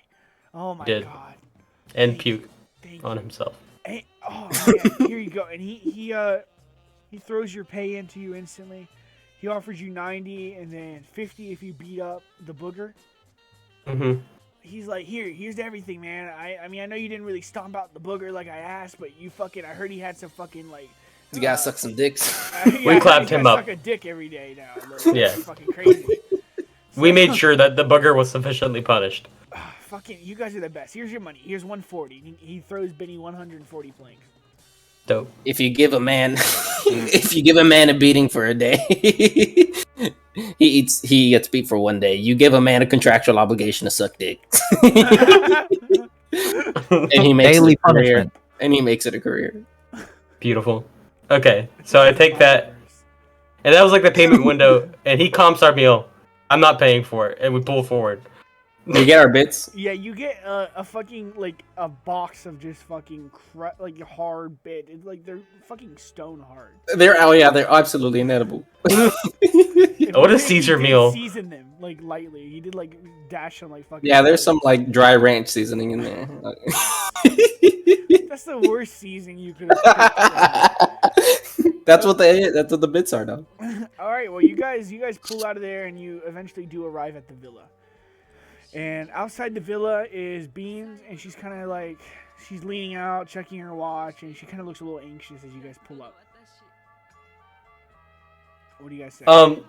Trevor, before we start this interaction, are you keeping track of the money that we have? Okay, thank you. So I can tell you that you have 319. How long was this car ride, Trev? Probably 15 minutes. Okay, never mind. It's adequately stinky for sure. I'm trying to think. I want to cheese me casting a cast familiar. I want to cheese that. I can say you did it at the hospital and stuff. Okay, gotcha. Okay. Beautiful. What is Using the last of my mints. And now I have that arcane focus is depleted. Okay. I'll say that to be. What is your familiar? Oh yeah, I gotta pick that, don't I? Forgot. You have options. Reveal it to us at a random time. Just like Okay. Yeah. He'll pop up. Okay. Just saying, if you get in a fight, I don't know if you remember, it has his own initiative, and I basically tell it what to do. Beautiful. Okay. I cool. can send you its stats too. It's shitty, but it's That's just like an fucking element. interesting. It's an element. I remember If I make my familiar an octopus, would that work in the fiction? Yeah. No, Fuck that yeah, would. I'll let it- it's a magical animal. I mean, I don't think it's restricted by biological rules. No, I feel like I want it more than I need it. You know what I'm saying? Anyway, go ahead. Sorry. Okay, well, we'll figure that out. But anyways, as of now, you guys walk up. Frank, I guess you're the first one to kind of approach Beans, and Beans is she's like, "What's up, boys? What took you so long? You know, how'd the day go? What happened with Jerry?" Long day.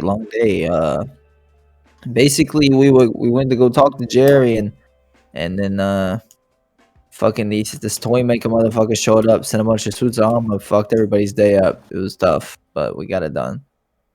Toy maker.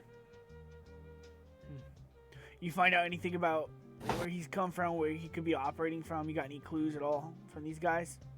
I assume you talked to him or something. One of the suits of armor had a police registered sword.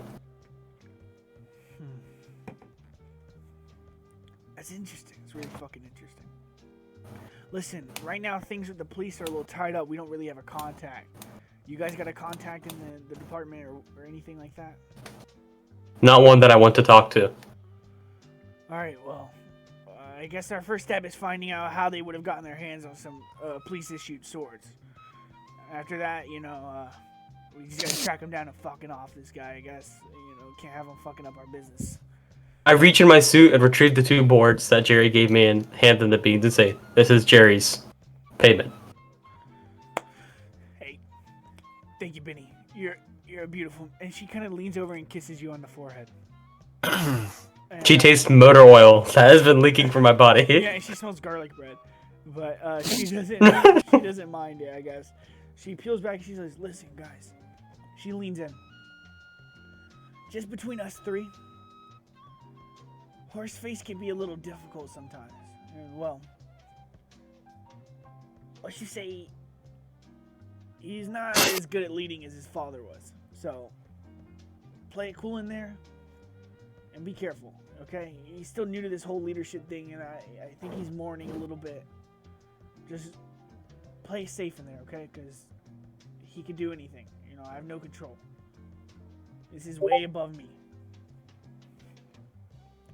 Cool. Cool weapon. I mean, cool familiar. Okay, anyways, she says, does anyone respond to her? I'm just shaking my head. Yeah, we're all going. Alright, cool, boys. I'll show you to the boss. She walks you in. You guys enter the throne room where Mickey was killed. she pushes open the doors, and you see Horseface Mancuso. He's a dragonborn. He's fucking large. His real name, by the way, is Johnny. Is Johnny Mancuso. Everyone calls him Horseface. He's leaning back in this chair. He looks like he's like really comfortable, and like he looks like he's been waiting for you guys for a little bit. And off to his left is Bitey. Bitey, as soon as you guys walk in, he's like, "Hello, boys." He looks pissed off to see you guys, to be honest. Do you say anything to Bitey? What's up, Bitey?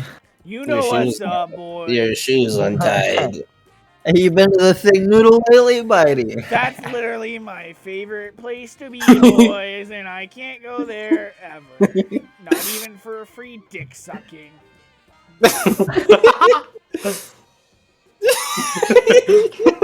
Oh, well, you know, I mean, hey, maybe one day Benny will go back in there and we'll make another rule and we'll let you back in, you know? Everything will be fine. He What do you giveth think? and he taketh away. And with that, Benny he kind of shrinks into the shadows and like disappears. I would say that. What a villain that guy is. Wow, that's such a. You guys fucked him over. That was his only safe spot to eat, man. That's such Good. He shouldn't be like within pedophile. 90 feet of children. Yeah. There's no It's just evidence like- of that. it's such a thinly veiled threat. Thanks, Bender. Jesus Christ. Okay, so Okay. what happens is Mancuso, he's kind of been sitting there letting you have this interaction. He has not said a word. And then finally he clears his throat. So you are the ones in charge of my father's murder. I start laughing. Why? Oh. Why do you Wow, what a guy! I turn to Benny and Frank. I say, "Man, Kuso are more like macro Kuso. Look at the size on this guy." Are you making fun of him to his face? Yes. Why would you do that? Okay. I'm Frank's going. I'm Frank's going. Frank's going.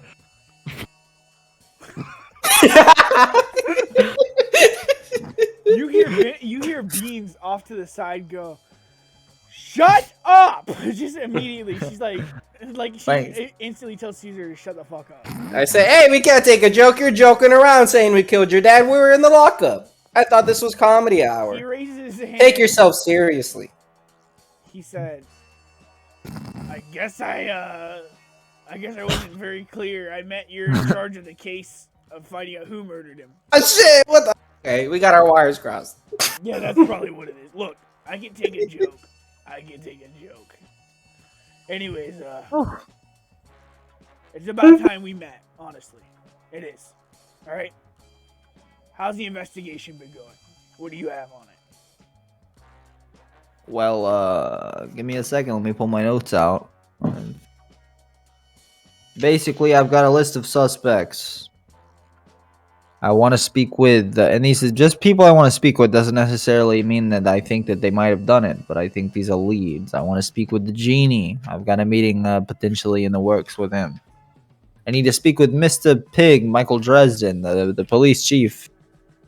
There might be something going on there. I remember right before his death, Mickey, your father, was executing a man named Craig for something going on with some business with Mr. Pig. So we gotta talk to him. I want to talk to Smiley Riley. I've heard some, not so great shit about this guy. Apparently, they might have had a motive. I want to speak with him. And then a potential candidate that I also am investigating is Half-Head Harry in the Headless, who could be making a power grab, making a play. So Benny raises his hand and says, "If I may, we do know that the person who actually perpetrated the crime must have been a Warforged, or at least using Warforged technology." indeed, and they cleaned up. They cleaned the scene of the crime up because the carpet was wet and smelled like cleaner. I start hacking. The car- And eventually, the tuft of brown fur that we had comes out. You got it back from Jerry. Yeah, I guess you still have like half of it. Like you ate half of it and gave the other half to the... He's storing it in his gizzard. Yeah, He looks at the hair. He says, that's what we got. "It looks like you've got some kind of medical disease." This is the clue? Is that what you're telling me? Don't be short-sighted, Matt Crusoe. We found this on the rug your dad was murked on. My name. We got curb stomped. Where is the rug, anyways? Hey, don't worry about it. What's that matter? What's the rug matter? You on the rug that your father was killed on, you sicko? Okay. Whatever. Yeah, the rug was confiscated for evidence. They probably threw it away because it was nasty. They got killed on it. Yeah, that's another thing. We've been looking for the maid for 3 days. We haven't fucking seen her. There's only one maid for this whole fucking place. you don't got more than one. Yeah, She's don't you have a great whole maid. staff? She's a fantastic That's- maid. That sounds like a flaw in the labor market, more on the employer side. Are you More paying than- her benefits? Yeah. I feel like she's probably overworked and probably being exploited potentially as a minority POC character. She is not a native language speaker. Yeah, easily exploitable, one would say. Yeah, noted. My dad did a lot of things bad. I'll do a lot of things better. Okay? Yeah, fucking up her. If we ever fucking find a girl. But whatever. You should start with representation. That's where it really matters. We need to get some LGBTQ members of the staff around the house. We need to get, all. They say if you're if you're not at the table, you're on it. You know what I'm saying? What the You're fuck on the does that menu. mean? That's true. If you're on Bitey is the a Me table. Too waiting to happen. Bitey is taking notes down, and then he kind of stops as he hears that. He purposely goes out of his way not to write that in his notes. I would like to add to the record that I'm fairly confident that Bitey's a pedophile. At this point, he just closes his notebook and just kind of crosses his hands and sits there. He's done taking notes. So, he's like, okay, suspect list, really good. I got something I want to add to it. More of an elaboration on one of your current suspects. The genie, Anthony Cannizaro. Something you guys may not know yet is that, shortly before, my father's death, I was out of town. I was on a, little mission for him. Solo mission. Didn't require a lot of eyes, didn't require a lot of ears. We were keeping it on the low. I was tasked with going and finding the genie's lamp. And find it I did. And he holds up a fucking beautifully elegant lamp with like jade, crystals all around it, and like very prominent gold, like intricate designs. It's very beautiful, and it looks ancient. And he holds it up, kind of like spinning it like through like the loop and the lamp handle. And he stopped. He says, "I don't know my father's thought process, but there's a reason he wanted to get this lamp, and I think he doesn't trust the genie, and I don't think we should either. So here's the thing. You said you got an in, get a conversation with the genie? Scratch that. From this point on, you're in the Cannizaro family. You still work for me. You still operate with me. You still come back to me and talk to me every night. But for the time being, I want you as a plant inside the Cannizaro family. Well, not exactly a plant, right? I'm going to let them know straight up you're investigating. Unless you don't think that's the play. I'm willing to work with you boys on it. You guys are in charge of the investigation. I don't want to step on any toes. I do believe in sovereignty here. I believe you guys have your own right to do whatever you want to do. So what do you think's the play?" I look at the group. What do you say, boys? Want to go undercover or undercover? Over cover. I'm always under the covers. Oh my god. I don't know what that means. Don't ask, don't tell. Frank's a lady in the streets, but a freak in the bed. What can I say? I'm fine with it. You fine with going undercover? Or Let's you guys do wanna it. just be set in there as detective, like straight up oh, you guys are looking into some leads, be very honest about it. How do you want to go about it? Think we should divide and conquer, my boys. Some of us Interesting. undercover, some of us overcover. Maybe one of us is the sheets. One of us is the covers. I think we're getting mixed okay. metaphors. Don't let my metaphor cloud what I'm trying to say. I think I kind of like this plan, Caesar. What are you thinking? I'm thinking I go in as a street rat.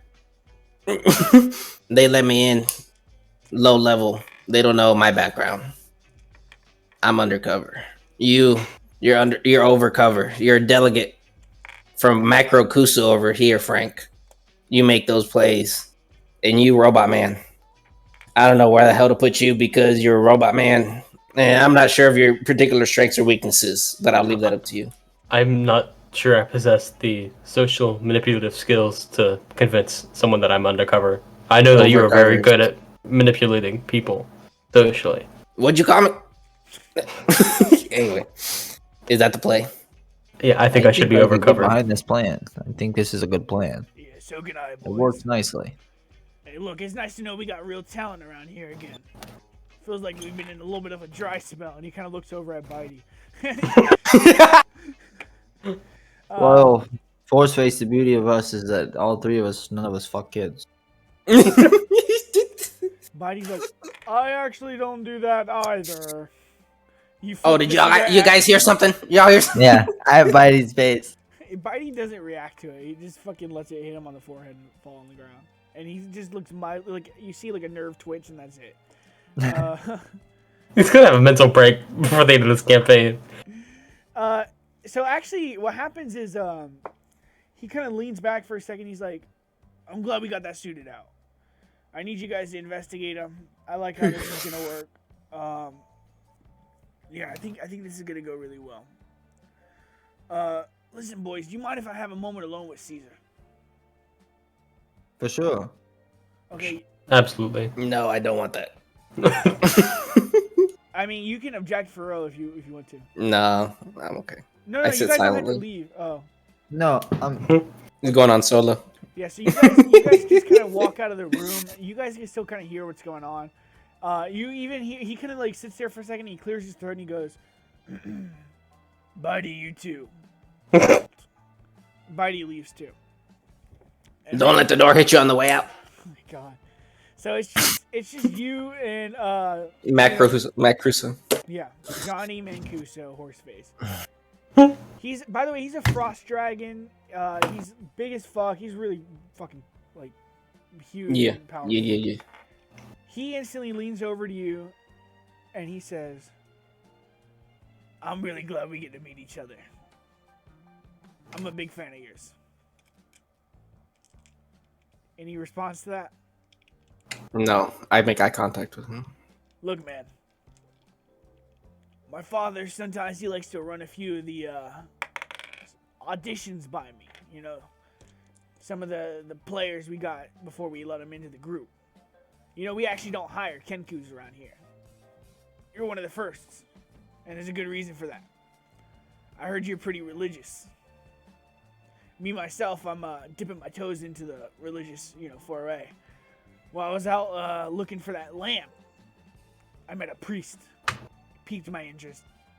Very, very powerful man. And listen, I don't know you so well yet, but I'm here to extend an olive branch and opportunity to you. How does it sound? Stick with me, do a few jobs, let me know I can really trust you. I'm considering firing that fucking pedophile Bitey and hiring you on as my spiritual advisor. You know, because of your religious undertones and such.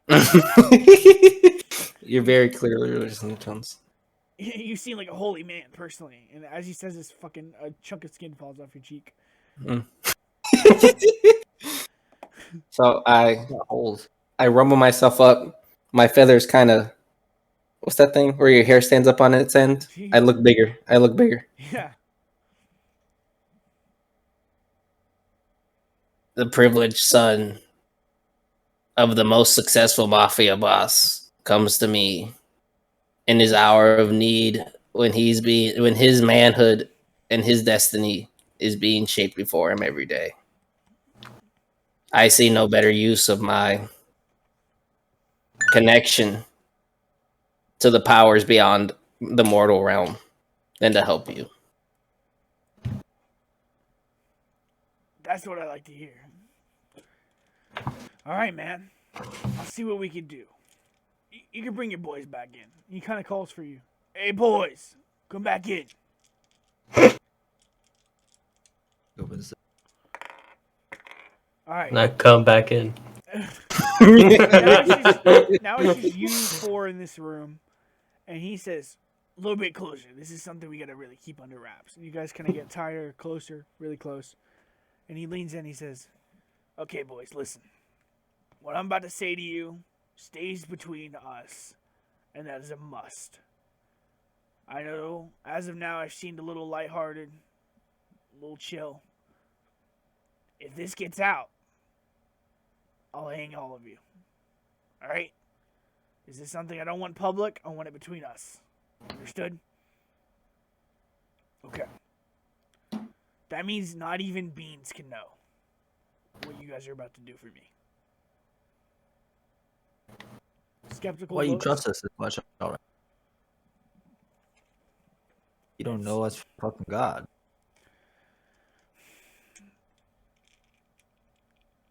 Look. You guys are expendable. I can risk losing you, and with this job I'm about to ask you, I'm probably gonna lose you.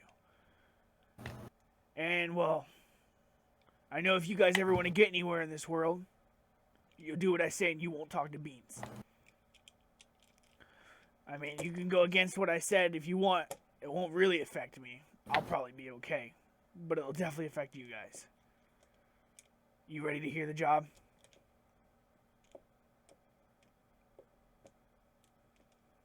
Shoot it. There's a cop. There's a Little cock? hothead. Yeah, there's a cock.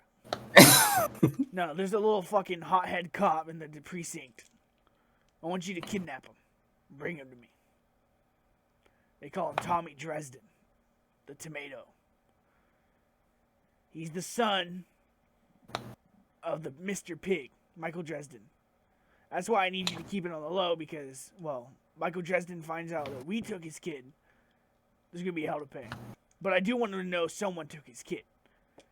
Because, well, lately it seems like the Mancuso family is losing the support of the police. And we can't have that. We got to give him another kick in the ass and remind him who runs things here in Arkney. Go and kidnap this fucking cop. Put him in the trunk of a car and bring him to me. We'll decide what to do with him from then. Do you have a car that we could use? Make his Yeah, perspective. listen, hey, Beans, here's the thing. If we're gonna be Beans. Beans never gave us I was gonna say Beans never gave us any car. Nobody biting, nobody ever gave us a car. And now we have seemed to have risen up the ranks fairly quickly. And I do think it would warrant in the terms of this promotion for us to have access to a vehicle as a group that we could just use for jobs such as this one. Such as, maybe a nondescript, potentially old Toyota Corolla. I would even accept a Honda Civic, late 90s. I'm talking, I'll take whatever. We just need something. You got any late model Buicks, the kind that were fancy back in the day but look busted now. Yeah, we will take anything. I mean, we just need a fucking car. I mean, we drove a tow truck here. Yeah, there's a bunch of bullet holes in it. Am I right to assume that you boys are staying over at the Eldritch Plaza? Yes, sir. That's the one. The one with carpet in the bathroom. That fucking place needs to be torn down immediately. But it should be nuked, respectfully. I'll have a vehicle outside there when you get there. Thank you. Boys, the importance of the secrecy of this mission cannot be understated. The thing you need to know about Tommy Dresden is that he's Beans' brother. If you let Beans know, she would understand. Alright? What? You seem confused. So Beans is Mr. Big's kid. No. Beans' last name is Mancuso. So, okay. They're all adopted. There's 4 siblings in this city, and they've each been adopted by prominent members of the city. I see. Mancuso got Beans, Dresden got Tomato, I hear Canzaro's got a couple of his own. Don't know much about them personally, but I don't want them knowing either, for being real. Okay, no, that's fine. That makes. Okay, I was just a little on the lineage, but Hey, you know what? Wow. It's a long story. You know, they were involved in this child trafficking thing, got adopted when they were kids. You know, you want to? ask Beans about it if you want to know more personally. Okay, fuck beans. You want us to do this tonight? Tonight, I can go for tonight. It can go any day you need. You guys look a little roughed up. I need it done in the next week, though. By the end of the week. Tomorrow night, done. Cool. You guys don't have anything to do tomorrow night? What's tomorrow? Do I actually have anything to do? As a DM, you have to meet with the headless. The meeting, two But nights from that's now. like, that's like Cool. I take that back. 2 nights from now. yeah, absolutely. All right. So do you guys say anything else to him? I don't. All right, you guys are Thanks free for the now. call. Go ahead. Go back to your apartment. I'll have a vehicle out there for you. You know, put it in your name and everything. It's gonna be for you guys. All right. Have a good night, boys. Don't forget to wash your feet with soap when you shower. I leave. He doesn't fucking want to respond to that. Okay, so that ends that conversation. You guys are now exiting the building. I need to go get repaired. What's involved in getting you repaired? I have to go to my dad's house. I mean, just like real life.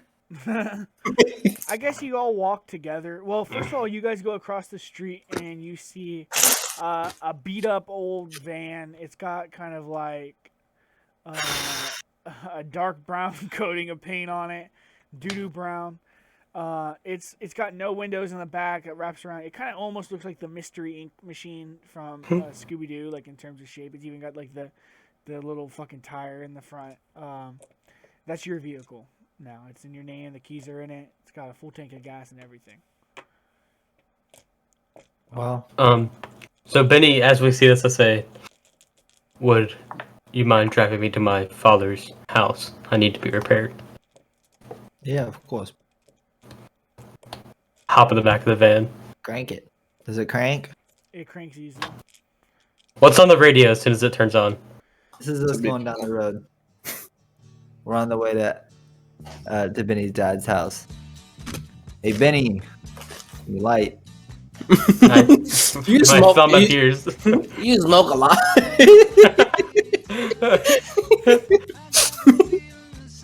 Is that the only thing? Frank smiles for the first time, like, since you've met him, and he goes, yeah. I sure do. And we're just Beautiful. driving. I'm swerving, but we're on a straight road. It's a chill ride to Benny's dad's house. You guys end up going up, pulling up to Rock Hard Wood, right? The shop that Benny's father works at. And instantly, Benny's dad he kind of runs out to check on you guys, see what's going on, because he sees the headlights as you pull up. And I guess Benny, you're hopping out of the car as Sticky walks out of the building to you. And I kind of go around to the front of the van and I introduced him to Caesar and Frank. I say, these are my compatriots. We work together. Hey, what's up, man? It's me. My name is. Nice to meet you guys. My name's Sticky. They call me Sticky. And as you grab his hand, your hand sticks to his hand. Who's he shaking hands with first? Frank. I go to dap him up, and I like, just slide it off, and I'm like, I make a fist. I'm like, Sticky, nice to see you, my friend. Nice to meet you. I love your son, Benny. He's a great guy. Hey, I think so too, man. I love that son of a bitch. I've been raising him the last 5 years, and he's the fucking best thing that's ever happened to me. By the way, look, you do any gambling? Do I gamble? Yeah, man. I bet I could fucking. Frank reaches into his jacket and pulls out a deck of cards and a set of dice. Oh God. He's like, do I gamble? Oh man, I got some drinks in the fridge. We're fucking partying tonight, boys. But listen, you in the back, and he fucking points at the fucking the bird. He's like, "What's your name, man? I didn't catch your name." My name is the Fester. I was old when you were young. God damn, Yeah, I I'm get up 40. the bed. That's crazy. And I'm older now. Oh my god. And I walk out. I say, Benny, you got a nice dad over there. The nice looking dad. He doesn't know how to respond to that. He almost goes into a rage hearing it. I walk into the house and no one else has. And there's still everyone's still outside, but I'm in the house. Alright, I I'm turn the saying car that. off. The music is off. Okay. Oh, I guess we're hanging out with Sticky. All right, I you guys suppose. you guys all walk in, and he instantly like breaks out like a welding torch and a hammer and stuff, and he starts working on your boy. Right. I'm gonna put some more music on. I'm gonna put some of the What would Sticky be listening to? Sticky. He strictly Travis listens, Scott. Yeah, to Travis Scott. That's the only thing. Don't even say the word Drake around. Yeah. Nah. He specifically he listens to Drake, and then he double features and listens to some Travis Scott. He listens to that like alternatingly, only switching from one to the other. Yeah, He would never mix the two. He would never go from Travis Scott to Drake. He wouldn't. He knows better. Can only go from Drake to Travis Scott. he can't take the engine out of the kitchen for sure. We walk in and there's an engine in the kitchen. Okay, he starts working on him. I guess he starts talking to you guys too while he does it, and he's like, "You guys are, hey, look, man, you guys seem like really cool guys. I'm really glad you guys are hanging out with my boy. He needed some friends." And he kind of like bumps a fucking dent out of your door as he says that. Anyone say anything to him? Oh, is my door still full of like Yeah, pasta? He's also kind of digging some of that out and putting it on plates for the boys. Oh Oh, god. it's good. It's clean and good, right? Yeah, it's fucking. He just went into his little cavity. It's been warm this whole time because he runs hot. Yeah, so I'm it's been warm. exothermic. Yeah, but his cavity's clean, so it's like it's when we get it, it's still edible. Yeah. Yeah, it's been like in a crock pot all day, Yeah, basically. it's just like You've been super mushed up. overclocking. Yeah, Nice. So we grab it. it's like when you go to a buffet and a thing's been under the heater for a little too long. I mean, but it's still. It's Thank slightly you. I hard. didn't even light it. Flavors have marinated. So, you guys been in town long? I don't think I've seen you around. Frank over here isn't from around here. Cool. Hey, you need to check out the skyline. First chance you get. Coolest place in The town. skyline. Yeah, man. Okay. I'm there every day, man. You would fucking love the place, man. You too. Caesar. Benny says, I wish you weren't, as he says that. Oh. I'm sorry. Look, I didn't mean to embarrass you, Benny. It's a casino. Yes, I have a bit of an issue with gambling. I'm working on it. I'm working on bettering myself. But I mean, in the meantime, you guys, you would at least like it. I don't go there anymore personally, but I think you guys really enjoy it. Anyways, Benny, what the fuck happened? What's with this fucking door, man? It's fucking all jacked up. We got into a mild altercation today. As long as you're okay, buddy, that's all that fucking matters, man. And he kind of leans in, and his fucking pot belly is kind of like grazing your knee as he's working on this door. I take 50 planks out to pay him, and I give him 50 planks. No, Benny, Ain't that your dad? please. Why are you paying your dad? I'm okay. You're not okay. He does not want to accept it. You have to convince him. Okay, I pretend to not give it to him, but I'm gonna leave it here before I leave. Okay. As you do that, he kind of gets up and turns around to go get a torch, and you kind of see a big bruise on the back of his arm. What's that? I say as he turns around. Hey, it's nothing, Benny. Don't worry about nothing. He pulls a cardigan on real quick, and he's like, "It's nothing, man. It fell earlier. That's all it is." I kind of look at Frank, and I'm gesturing, like, can't get anything out of this guy. Oh wait, I'm sorry. Frank was zoned out. He was smoking a cigarette. He comes back. He goes, "What'd you say to me?" What'd you call me? It was purely nonverbal what I said to you. Just saying, I don't have the social aptitude to get anything out of my own father. if you show up to You the were skyline, sticky. tell me what you think. I think you like it too, Caesar. It's bird rot. You know, I heard bird folk like to stick together. That is mildly racist, Father. I heard y'all know each other. All of you know each other. Yeah, I heard all you fucking birds know each other. Just listen to the same kind of music. Anyways, whatever, man. I don't I'm not racist. I'm just fucking sticky. It's my I'm just looking so sticky. I'm so sticky. you kind of look at his hand and you notice like a bunch of like spots of tree sap on his hand. Like he's a carpenter, you know, he cuts down trees all day. That's why he's sticky. So That's why. yeah. So you can wash your hands, get rid of that problem pretty easily. No. I like we're the two. It tastes better if you don't.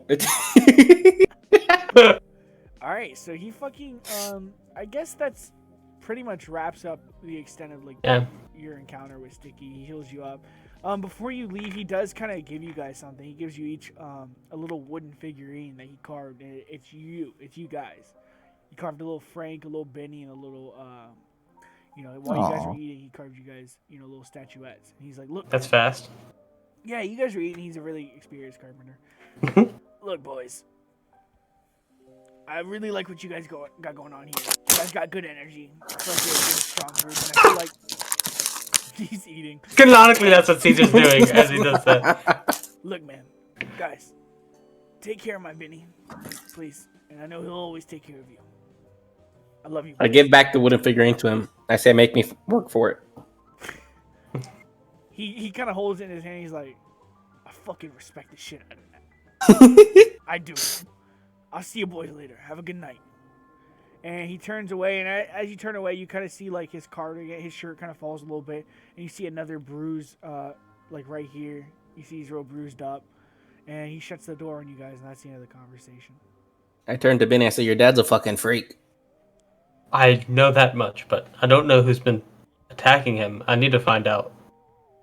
Does he always just hang out with his shirt off and his stomach hanging out? Or that like a weekend thing? I'm not sure. It's not a weekend thing. It's like an everyday thing. He saw we were coming. He could have put it on anytime. I put the planks in his mailbox and I leave. All right. I don't think you're allowed to do that, but As you're doing that, Frank, you kind of get a text on your phone. You look down. It's Detective Hawthorne. He said, any news? Have you talked to the turtle yet? I type back. I say yes. Meeting him and Jeannie later this week. We'll let you know if I know more. All right. So you remember you're supposed to be hunting down this figure guy. Because he's a vigilante. Yeah. Okay. Cool. All right. So that's the end. Yeah, I didn't want to blow that when I was talking to him earlier. Yeah. All right. Well, does anyone else have anything else they want to do tonight, or are you guys cool just going home and going Go work, but I have to go charge and then go to work because I have to work at the Quickie Mart. On the way home from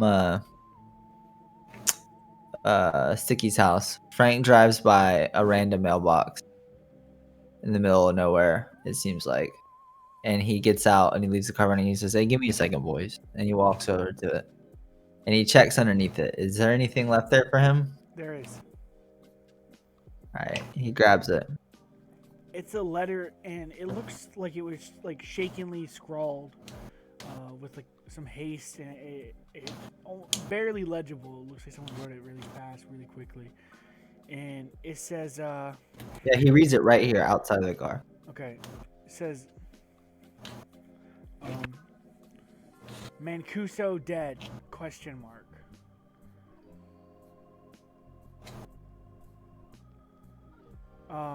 No longer Okay. best option. Explore other options. And that's all it says. Okay. He takes out a cigarette. He lights the cigarette. And then he holds the letter up to the cigarette and he takes a big puff and so that it catches fire. And he lets the letter burn up right there next to the street.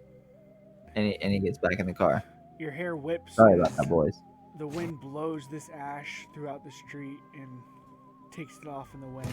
It kind of like crumbles up into the air and kind of like fades into ashes right above the moon. It's a real beautiful sight. You guys get in the car, you head home. Benny, you instantly charge up.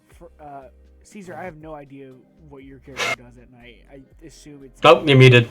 I'm passed the fuck out. Okay, yeah. I'm an old fucking man. I don't have the energy. The fact that you're up past 6 p.m. is like... I'm angry. You should get XP Absolutely. for just staying awake for that long. Okay. Benny charges. He dips out after 3 hours. Frank, what are you doing? So Frank is trying to get some sleep, but he doesn't know what it is, but for whatever reason he's really, really restless. Like something he doesn't feel right. Frank doesn't feel something feels off. Some wires don't feel like they're all the way there. I don't know how to explain it. But eventually he manages to get to sleep. But he has a very, very strange dream. And so this is what Frank is seeing in his dream. He's out in a desert, and it's just him by himself. It's nighttime, but there's a lot of stars out, and it's really, really bright, like daytime. And there's wind blowing, and he looks up, and there's an eclipse that's like about to happen, right? And so it's getting, you know how it gets like kind of bright right before. Like that's what it looks like. And he's sitting out there, and right when everything starts to happen perfectly and they cross right over each other, he sees like the image of like a featureless face with like colorless eyes and like platinum like long hair flowing. And he kind of just sees that silhouette, and he feels like a really strong gust of wind that like knocks him to the floor, and he wakes up. And then he's kind of sitting up on the bed, and because he's a douchebag to you guys in this way, he lights up a cigarette inside, and is smoking in the carpeted bedrooms. But he stays awake all night. He can't sleep, so he stays up all night, kind of haunted by this image. He doesn't know what it is about it that disturbs him, but something about that face really, really disturbed him. And that's what happens to Frank. What's going on at Quickie Mart? You walk in. Your boss is actually like excited to see you. You came in 30 minutes early today, and I mean, really, you just do your shift. Nothing major happens. Actually, at a certain point, you do get one guest, right? And the man who comes in is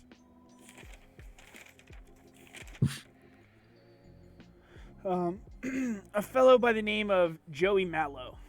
He walks in. He's got a little cane. It's got like a ball. It's like one of those fancy canes. He's wearing all leather outfit. It's incredibly tight, like way, way, way, way too tight.